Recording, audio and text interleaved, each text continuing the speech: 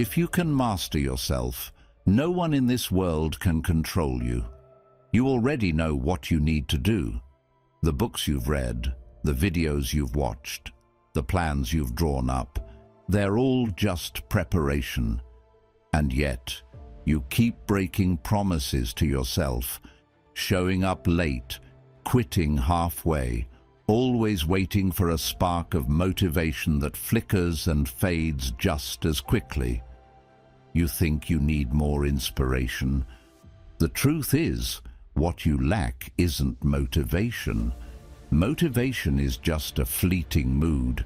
It comes and goes like a passing wind. What you truly need is discipline. Discipline isn't a state of mind. It's a muscle. It shows up on the days you don't want to do anything. It grows stronger when things get harder. It leads you beyond every shifting emotion, every trap of procrastination that your reason can't explain. The truth is, the people you admire, those who endure, who build, who last, are not superhuman. They're simply people who have trained themselves, who have turned discipline into an art of living. This video is not for the casually interested or for those chasing a momentary surge of motivation. This is a journey for those who truly want to become unbreakable. And you will have to face 9 brutal rules, 9 unyielding principles of the law of self. Are you ready? Let's begin with Rule 1. Discipline is a system, not willpower.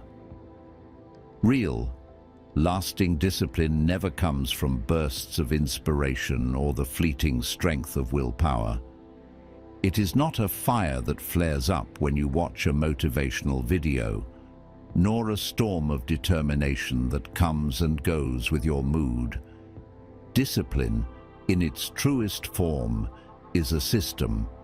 It is the architecture of your life, the structures, habits, and rituals you build so that the right actions become almost automatic. The truth is simple, but rarely spoken. You cannot rely on inspiration to carry you through the storms of daily life. You cannot depend on willpower to save you, because willpower is a resource that runs out. It is a battery, not a generator. Think about it. At the start of the day, you may feel strong, full of resolve. But as the hours go by, every small decision, every temptation, every act of self-restraint chips away at your willpower. By evening, most people find themselves exhausted, not just physically, but mentally. They reach for distractions, skip workouts, and break promises to themselves. This isn't weakness, it's human nature. The real problem is not your lack of strength, but the absence of a system that protects your strength from being drained away. The Stoics understood this fundamental truth. As Epictetus wrote, "No great thing is created suddenly." Discipline is not a sudden act of heroism. It is the slow, patient work of designing your life so that the right choices happen almost by default. Picture the concert pianist who seems effortlessly dedicated. She does not sit each day wondering if she feels inspired enough to practice. Instead, she has a ritual. Every morning at 7, she sits at the piano. The time, the setting, the very act of sitting down, all these elements are cues. A system that turns discipline into something automatic. She does not rely on willpower. She relies on her system. This is why she is consistent, not just for weeks, but for decades. The result is mastery not through force, but through structure. If you want discipline that lasts, start start by redesigning your environment, not just your intentions. Move your phone to another room so it can't steal your focus. Lay out your workout clothes the night before, so you don't have to hunt for them in the morning. Tie your habits to anchors in your day. Drink your coffee, then exercise, finish work, then write your journal. Use time blocks for important actions and treat them like appointments that cannot be missed. Make your surroundings support your goals rather than sabotage them. The most disciplined people are not the strongest. They are simply the best at removing friction and temptation from their daily lives. When you build systems, you don't just make discipline possible, you make it inevitable. And that is the difference between those who dream and those who achieve, between those who break and those who become unbreakable. Discipline is not a matter of force. It is a matter of design. If you want to become invincible, build a system that carries you, especially on the days when your willpower runs out. Rule 2. Discipline is identity, not just action. You vote for the person you wish to become with every choice you make. This isn't just poetic thinking. It's the underlying law that shapes who you are. Every morning run you complete, every time you resist the urge to quit early, every decision to keep your word when no one is watching. Each is a silent ballot cast for your future self. It's easy to believe that discipline is simply a series of actions, a checklist of habits repeated with enough frequency to carve new pathways. But true discipline is much more than that. True discipline is the very root of your identity. Too many people approach discipline as if it were only a behavior, something you pick up and put down depending on the day or your mood. They say, "I'll try to be disciplined," or "Today, I'll make the right choices." But the reality is harsher and more liberating. Discipline must become who you are, not just what you do. Your habits are not only a reflection of your willpower, they are mirrors held up to your self-concept. The real transformation begins when you shift from asking, "What should I do?" to declaring, "This is who I am." Consider the difference between two people offered a cigarette. One says, "No thanks, I'm trying to quit." The other says, "No thanks, I don't smoke." The first identifies as someone battling a temptation every moment as a test of fragile will. The second has absorbed the new identity. There is no struggle, no bargain. One is resisting, the other is simply being. This is the quiet power of identity. When you internalize discipline, it stops being a fight and becomes your natural state. Identity is a loop. Your actions shape how you see yourself, and how you see yourself shapes your next action. If you consistently act as a disciplined person over time, your brain will accept this story as truth. You'll reach the point where skipping a workout or breaking a promise feels foreign, out of character, almost uncomfortable.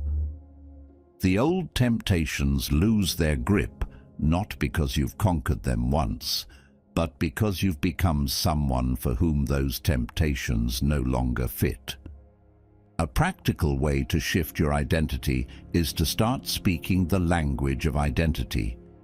Instead of saying, "I need to work out," say, "I'm the kind of person who never skips a workout." Replace, "I hope I can finish this project," with, "I finish what I start." Small linguistic changes cement larger psychological ones. track your consistency. Don't chase perfection, chase integrity. If you fail, don't label yourself a failure. Instead, count the number of times you return to your standard. Each return is another vote for the self you are building. Let's take a real example. Imagine Anna, a writer who struggles with procrastination. For years, she tried all sorts of productivity hacks, setting alarms, blocking distractions, and promising herself rewards. Some days it worked. Most days it didn't. The breakthrough came when she stopped telling herself, "I'm someone who wants to write," and started living as "I am a writer."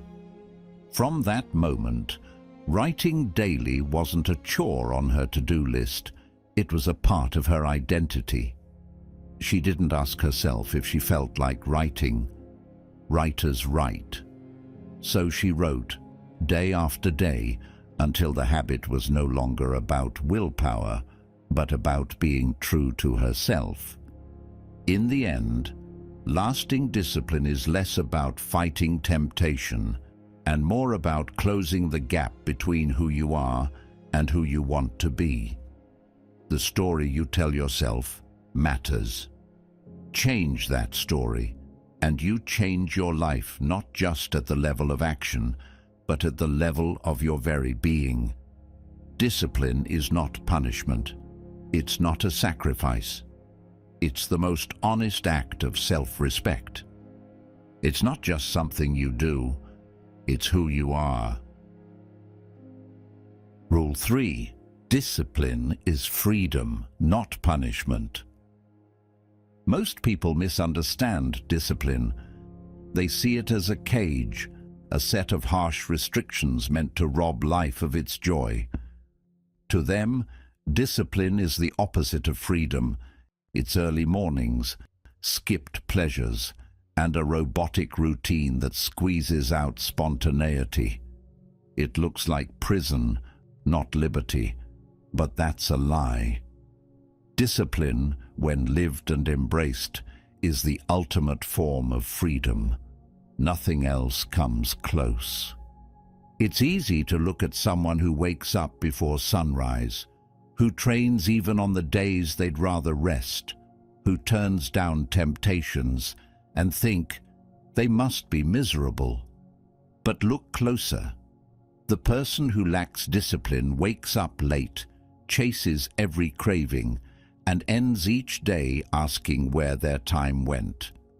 Without discipline, they are ruled by urges, by other people's plans, by whatever feels easy in the moment. Their life becomes a series of reactions, not decisions. They mistake the absence of rules for freedom, not realizing that without rules, they are constantly at the mercy of something else, impulses, distractions, and other people's demands. True discipline is not about saying no to life, it's about saying yes to the things that truly matter. When you build discipline, you take control back from chaos. You gain the power to choose how you act, rather than just reacting. The disciplined person does not become less human, they become more themselves.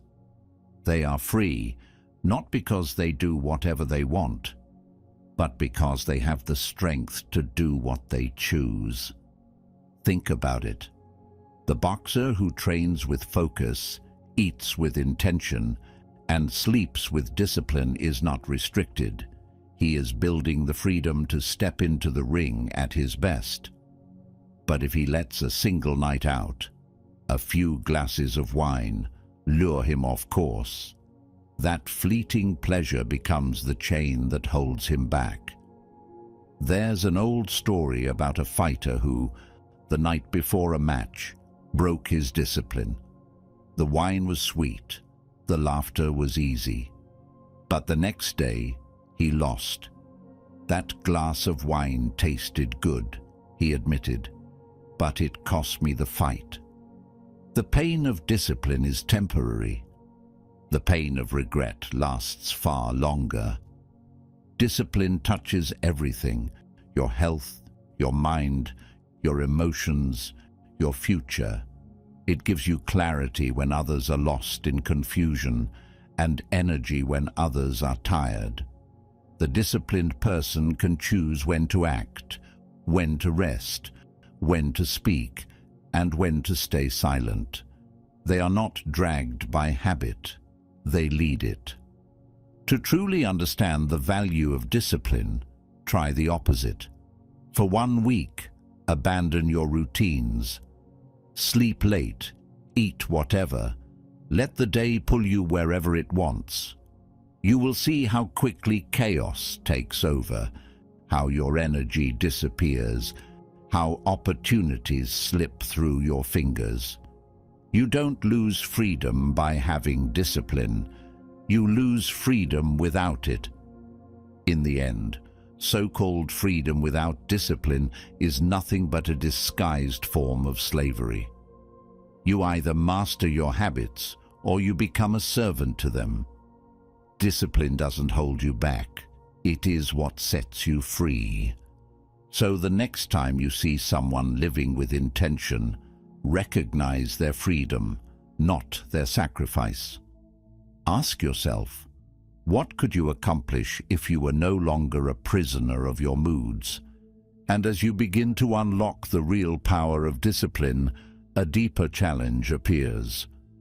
Sometimes, discipline means saying no even to good things, things everyone else says yes to. In the next chapter, we'll explore why real mastery isn't just about denying the bad, but about sacrificing the good for the truly great. Rule 4. Discipline means saying no even to good things. There's a brutal truth that most people never want to face. Discipline is not simply the art of denying yourself pleasure, but the rare power to say no even to good things. This is the razor's edge that separates the merely successful from the truly invincible. Warren Buffett, a name synonymous with relentless focus, once revealed, "The difference between successful people and really successful people is that really successful people say no to almost everything." The world showers us with opportunities, ideas, requests, and invitations. Our default is to say yes to the new project, yes to the gathering, yes to one more task, yes to every door that opens just a crack. It feels generous. It feels optimistic. But behind every yes hides an unseen cost. Each time you agree, you pay with your time, your energy, your attention, and your peace. The modern world worships at the altar of more opportunities, more connections, more good things. But as Seneca wrote 2,000 years ago, "If a man knows not to which port he sails, no wind is favorable." These words from the Stoic philosopher slice through the noise of modern life. Seneca understood that without a clear destination, we become captives of every passing wind of every offer, every shiny distraction, every good thing that crosses our path. We become scattered, our days consumed by obligations that do not serve our highest purpose. In the end, it's not the bad things that erode our strength. It's drowning in the flood of good things that never truly matter. Discipline, then, is the unromantic ability to say no without guilt. This is not about coldness or arrogance, but about protecting the very core of who you are and what you are building. It's about refusing the short-term temptation for long-term growth. You don't just say no to distractions or obvious time wasters. You must learn to say no to invitations that flatter your ego, to projects that excite your curiosity, to maybe someday opportunities that pull you from the main road. This is the difference between the average and the extraordinary. Discipline is the invisible boundary that keeps your focus intact and your energy undiluted. Many of the world's most prolific creators and thinkers build their lives around this hard truth. Stephen King, for example, protects his mornings fiercely. No meetings, no calls, no social visits, just pure, uninterrupted time for his craft. Cal Newport, in his best-selling book Deep Work, calls this ruthless prioritization. Newport argues that shallow commitments and constant accessibility destroy our ability to do meaningful, high-value work. Instead, he recommends building systems that make it easy to say no, creating not-to-do lists, setting clear boundaries, and delaying your response to requests until you've reflected on their true value. If you struggle with this, start with simple habits. When someone asks something of you, don't answer immediately. Say, "Let me think about it." Give yourself the space to reflect. Ask, "Does this serve my main purpose?" If it doesn't, let it go. Try writing your own not-to-do list. What are the things, even good things, that repeatedly steal your time or drain your energy? Make these boundaries explicit and honor them. How do you protect your focus and energy in a world that wants you to say yes to everything? Have you found your own way to build boundaries, or do you still struggle to say no? Share your experiences in the comments below. Let's learn together how discipline, especially the discipline of saying no, can make us all a little more invincible. Rule 5. Why motivation will always fail you. Most people believe that success is simply a matter of setting big goals and summoning enough motivation to chase them down. But reality tells a harder truth. You do not rise to the level of your goals. You fall to the level of your training. This principle shatters all comfortable illusions about motivation. It exposes what actually separates those who endure and win from those who burn bright and vanish. Relentless discipline, built one ordinary day at a time. Motivation feels powerful in the beginning. The surge of excitement on day one is real. You can feel it in your chest, the sense that this time will be different. But motivation is a mood, and moods are slippery. It might last a day or a week, but as routine settles in and the newness fades, so does your energy. You begin to negotiate with yourself, maybe tomorrow, maybe later. Before you know it, you're back where you started, disappointed, frustrated, stuck in a cycle of restarts and regrets. The truth is, this isn't a flaw in your character. The problem isn't laziness. The problem is that most people base their entire system on emotion. You move when you feel like moving. You act when inspired. But feelings are fickle. They can't carry you through adversity, boredom, or fatigue. What lasts is not a burst of passion, but the systems you build, the routines that don't care whether you're excited or exhausted. Epictetus once said, "No man is free who is not master of himself." Epictetus captured the core of this chapter centuries ago. Freedom is not the ability to do whatever you want, whenever you want. It is the ability to act according to your values, regardless of the weather inside your mind. The free person is not the one who obeys every emotional impulse, but the one who responds to life with reason, principle, and consistency. When you internalize this, motivation becomes irrelevant. You are no longer a slave to your moods. Discipline, then, is the real source of freedom. It is doing what you said you'd do, long after the mood you made the promise in has faded. Imagine a Navy SEAL running through pouring rain before sunrise. He doesn't care if he's tired. He doesn't ask himself if he feels like it. His identity is his anchor. Action comes first, feelings second. You don't build character by waiting for the right mood. You build it by acting despite every reason not to. Science echoes this philosophy.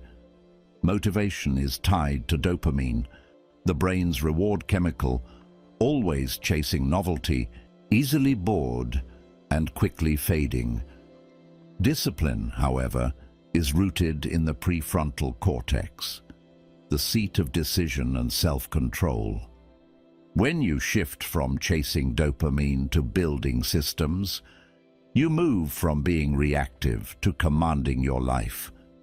You become a person who acts, not just reacts. The real solution is simple, but never easy. Act according to schedule, not emotion. Make your habits time-bound, not feeling-bound. Instead of waiting to feel ready, you declare, "At 7 a.m., I train." You measure progress by reps, not rushes of excitement. The more you practice, the stronger your discipline grows until it becomes who you are, not just what you do. In the end, the difference between the ordinary and the invincible is not who feels more motivated. It is who can act without it. The law of self demands you leave motivation behind and build a life anchored in discipline. That is where true freedom and real lasting power begins. Rule 6. Discipline begins where emotion ends. Do it when it's hard. That's when it matters.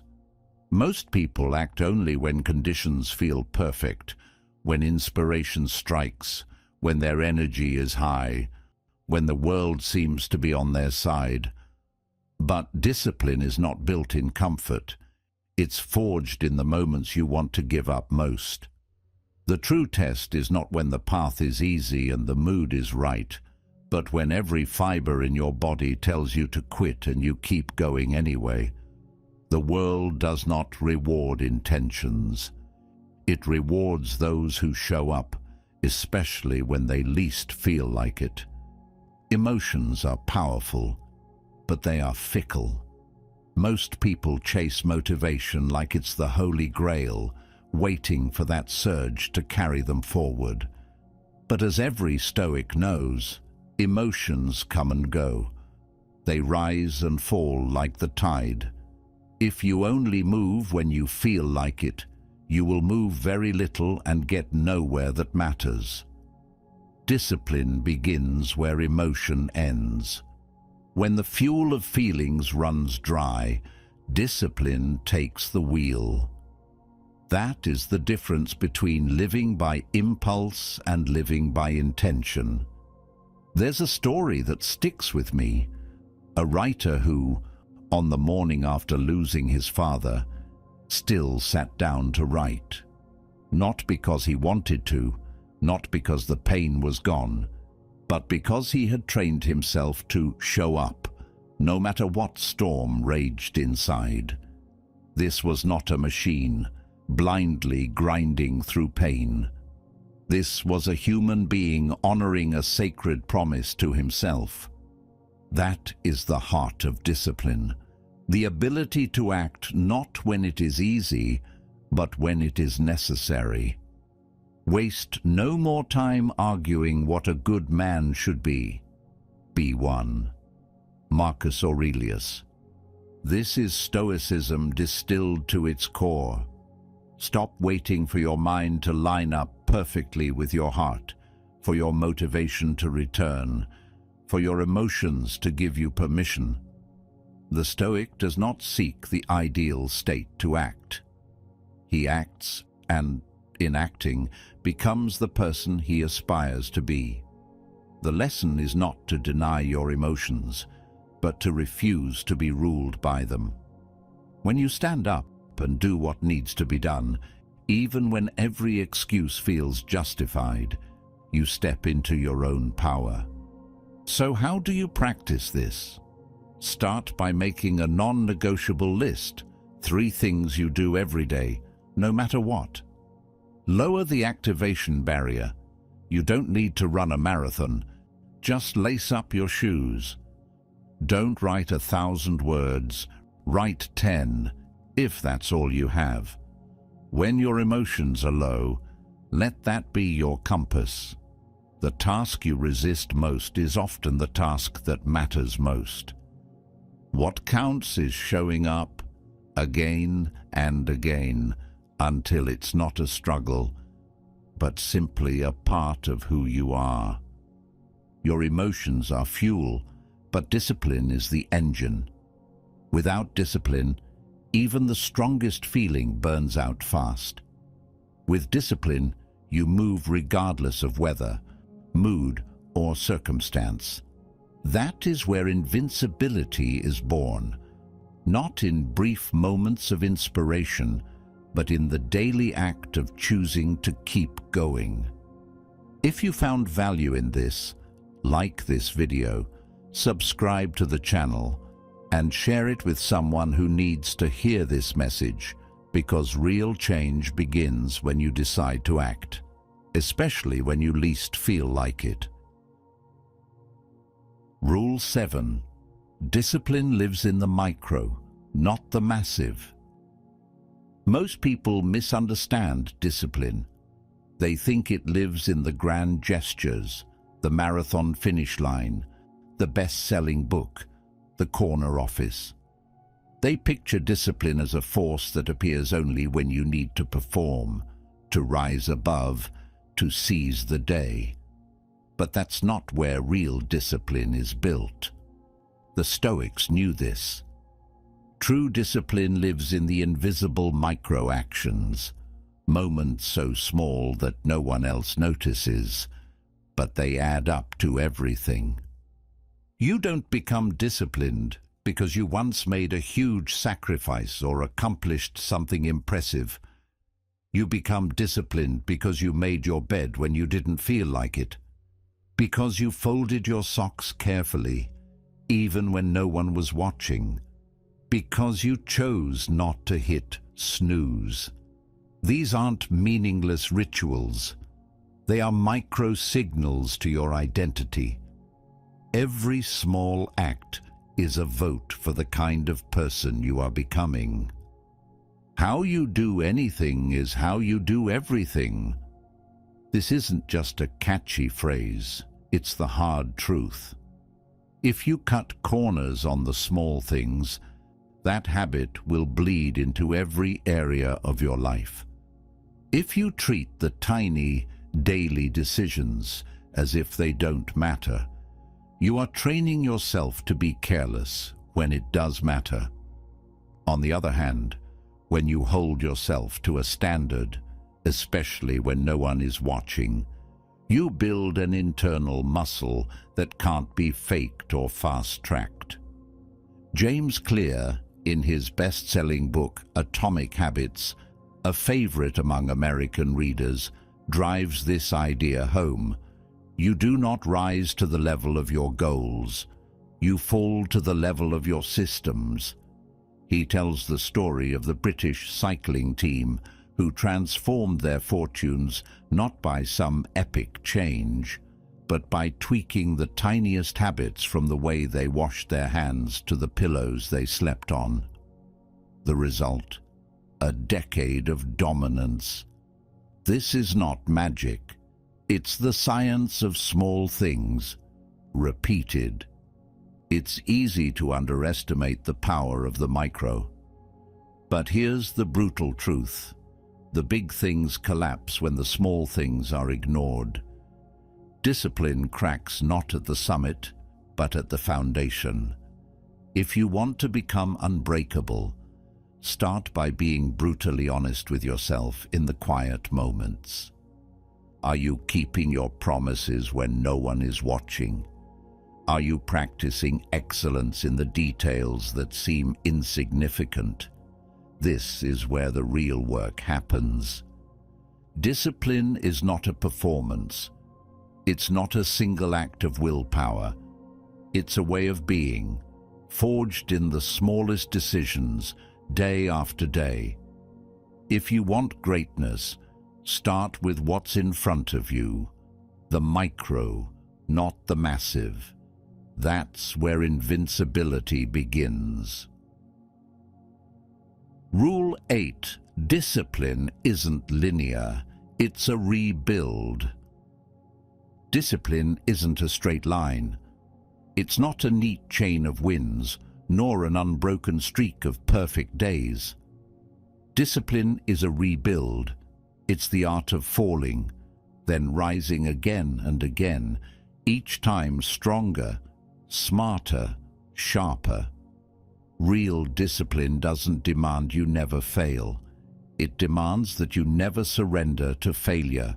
Everybody slips. Everybody stumbles. The difference between the unbreakable and the average isn't found in the moments of triumph, but in the speed and resolve with which they rise from the dirt. If you expect discipline to be flawless, you set yourself up for shame and disappointment. You will miss days. You will mess up. That's not a weakness. That's humanity. The true test is how quickly you return, how fiercely you reclaim your path. Every setback is a call to action, not an invitation to self-pity. The masters, the people you see as relentless, aren't immune to breakdowns or bad days. What sets them apart is their ritual of return. They have a system for getting back on track, a playlist that reignites their drive, a place that resets their focus, a quote that snaps them out of the spiral. For them, failure isn't a grave. It's data. It's feedback. It's fuel to recalibrate and recommit. Rebuilding isn't glamorous. Sometimes you have to crawl before you can walk, and walk before you can run again. But the secret is never staying down for long. Each rebuild is a chance to refine your system, to reinforce your identity. Discipline isn't a tool you use when convenient. It's not a hack you reach for when you want quick results. It's a way of life, a silent contract with yourself, signed every day in small, unremarkable choices. It appears in the details, how you get out of bed, how you answer when no one's watching, how you talk to yourself after you've failed. And real change is rooted in who you are, not just what you do. You can copy every technique, collect every tip, but without integrating discipline into your character, you're only playing dress-up. The real transformation happens when discipline becomes your default, not an act, but an identity. It's your personal code, your quiet standard, checked and guarded every day. You don't use discipline to punish yourself. You use it to reclaim your power, to shape your destiny, to forge an inner freedom that nothing can shake. In the end, discipline isn't about perfection, it's about resilience. It's not a chain that binds, it's a strength that liberates. Every time you rebuild, you remind yourself that setbacks are never the end. They are only beginnings. The strongest among us are not those who never fall, but those who refuse to stay down. And this is why the final rule matters most. Discipline is forged in silence. The loudest transformations often happen where no one is watching. But that's a story for Rule 9. Discipline is built in silence. In a world obsessed with noise, true strength is always forged in silence. You see it everywhere. People chasing applause, collecting likes, broadcasting every move, hungry for the validation of strangers. We've become addicted to attention. We mistake being seen for being strong. But the iron law of self-mastery is this: what you build in the dark is what shines in the light. Discipline isn't performed for the world. It's practiced for yourself when no one's watching. Think about the violinist who spends 3 hours each day practicing scales, year after year, in a silent room, away from cameras and crowds. No one celebrates her effort. No one posts her progress. Yet, when she steps on stage, her hands move with grace and certainty. That confidence, that invincibility, was not born in the spotlight. It was shaped by the lonely, relentless hours when applause was just a distant memory.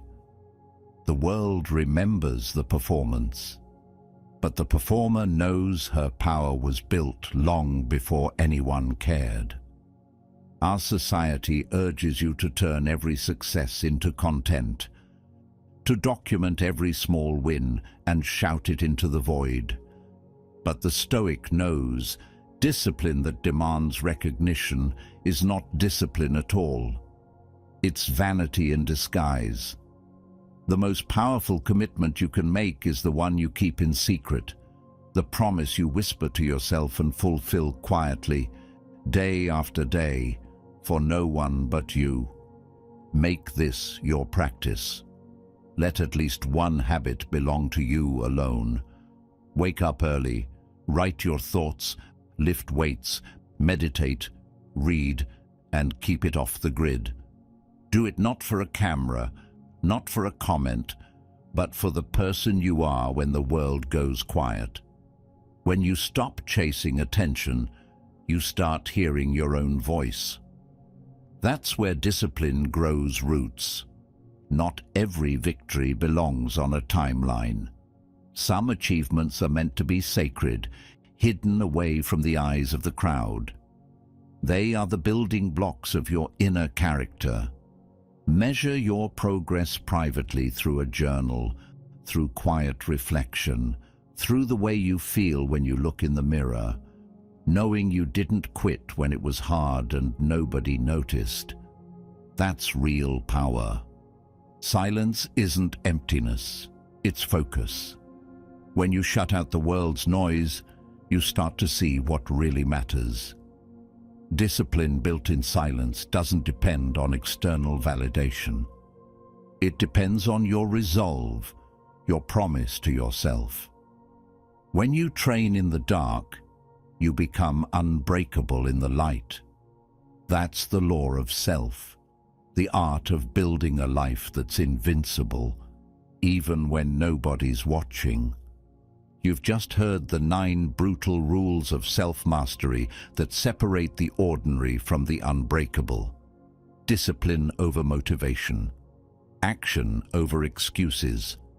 The power to rise each time you fall. Remember, real freedom isn't about doing what you want, but doing what you must, even when it hurts. Every story, every quote, every challenge today points to one truth. Invincibility is not a gift. It's a choice, forged in the fire of your daily habits. Now it's your turn. Which rule hit you the hardest? Which one do you want to master next? Share your thoughts and stories in the comments. Let's build a community where discipline isn't just a word, but a way of life. Thank you for watching. Stay strong, stay mindful, and remember, every day is a chance to become harder to break.